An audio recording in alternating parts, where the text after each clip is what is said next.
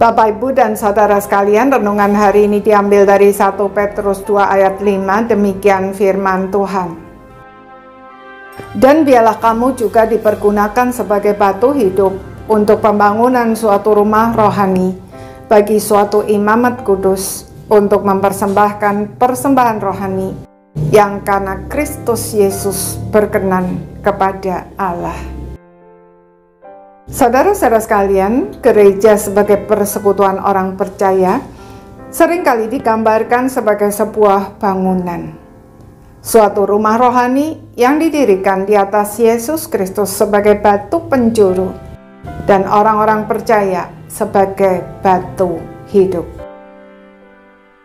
Dalam bukunya Membangun dengan Pisang, Derek dan Nancy Copley dengan tepat menggambarkan batu hidup yang dipakai untuk pembangunan tersebut bentuknya seperti pisang.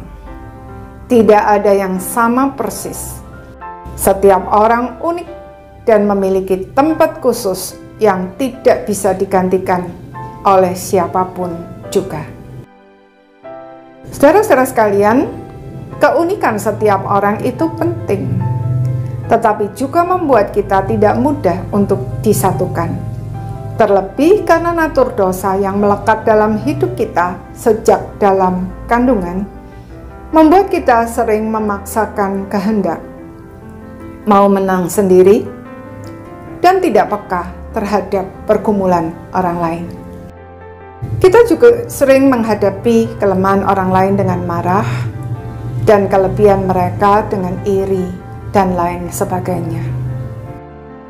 Hanya kasih Kristus satu-satunya yang bisa menyatukan kita dan menolong kita untuk bisa menjalankan fungsi kita sebagai bagian dari imamat atau kerajaan imam yang kudus, yaitu mempersembahkan persembahan rohani yang berkenan kepada Allah.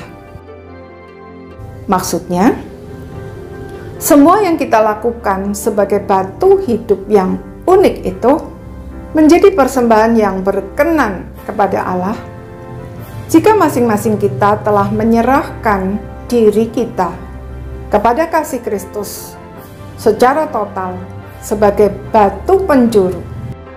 Dengan demikian, kelemahan-kelemahan kita tidak lagi menjadi penghalang bagi relasi-relasi kita, melainkan justru menjadi alat untuk saling memurnikan, dan keunikan kita menjadi kekayaan yang saling melengkapi. Amsal 27 ayat 17 berkata, besi menajamkan besi, orang menajamkan sesamanya. Karena itu, mari kita mulai dari diri kita sendiri, menyerahkan diri secara total kepada kasih Kristus, menikmati segala kebaikan dari kasih-Nya itu. Dan dengan kasih itu, kita berelasi dengan orang lain dengan segala keunikan pribadi mereka masing-masing. Mari kita saling menajamkan dan bertumbuh bersama menjadi semakin serupa dengan Tuhan Yesus. Dengan demikian, persekutuan kita sebagai rumah rohani menjadi semakin indah, berkenan kepada Tuhan, dan menjadi berkat bagi banyak orang. Amin.